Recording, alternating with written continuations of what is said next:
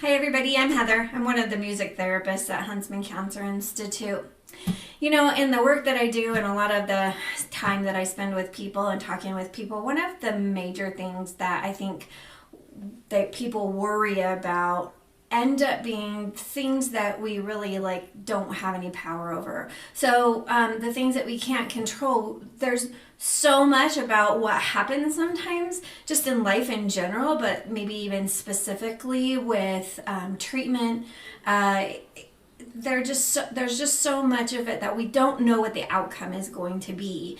And so, you know, some of those things might be situations that we're in. You know, we can't control other people, obviously. Sometimes it's a diagnosis or an outcome of treatment.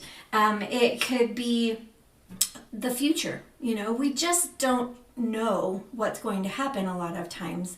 And so I think that that's what causes a lot of stress for people, is that not knowing. It's hard to live in that space. And so a lot of times when I'm working with people, one of the songs that comes up is Dust in the Wind. So I'm gonna go there. I'm gonna play this song for you.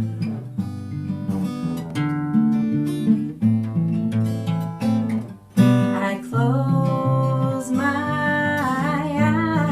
eyes only for a moment, and the moment's gone.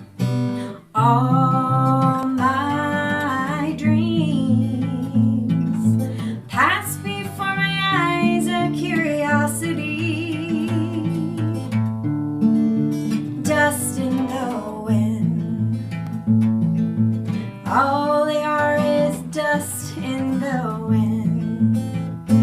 The same old song, just a drop of water in an endless sea. All we do crumbles to the ground, though we refuse to see.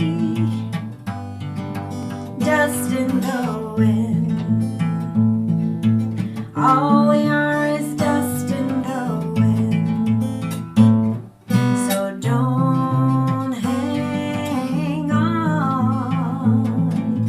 Nothing lasts forever but the earth and sky. It slips away. All your money won't another minute by. Dust in the wind. All we are is dust in the wind.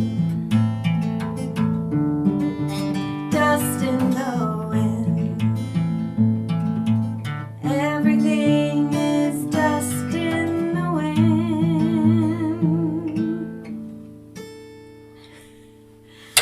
I like this song. Some people think this is a sad song. A lot of times I'll ask people, do you think it's a sad song? But for me, I think that it's talking about things kind of rolling into our lives and then rolling out. And isn't that the way that life kind of is? It makes us happy and it makes us sad. So maybe this is a happy song and maybe it's a sad song. We want to say goodbye to the things that are not comfortable for us, but we also want to hold on to the things that we love, right? And so, but it was interesting. I was reading about this song, and the person that Carrie Livgren, who was a member of the Eagles, wrote this song, and he said that he wrote it about the transitory nature of our lives. And I kind of liked that, you know, when we think about how our lives are transitory, in that things are coming in and then they're going out. And what a relief that is sometimes, and it causes us pain sometimes. So what can we do? Serenity prayer comes to mind. And for those of you who are not familiar with that, it's kind of the idea of accepting the things that we can't change and having courage to change the things that we can. So identifying, you know, sometimes it's healthy and great to kind of get a little bit rational when we're surrounded by so much emotion that it's causing our anxiety and causing us to feel sad. You know, get in our brains a little bit and kind of break down what are the things that I don't have any power over in this situation. You know, for us living through a virus right now, there's so much about it that we can't control. So what is it about my situation that I can't control? And then, you know, what are the things that I can take responsibility for? What can I do?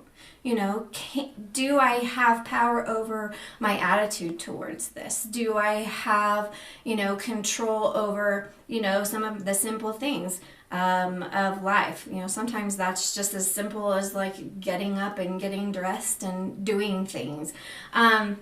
But I think that being able to break it down helps us a little bit to focus on the things that we really like can change, so we can see kind of progression and movement, which I think eases our kind of heavy thoughts, heavy heart about whatever is going on.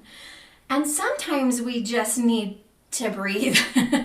We need to just take a deep breath and realize that no matter what, the outcome, even though I can't control it and I can't spend all of my strength and energy controlling what's going to happen, I'm going to be okay.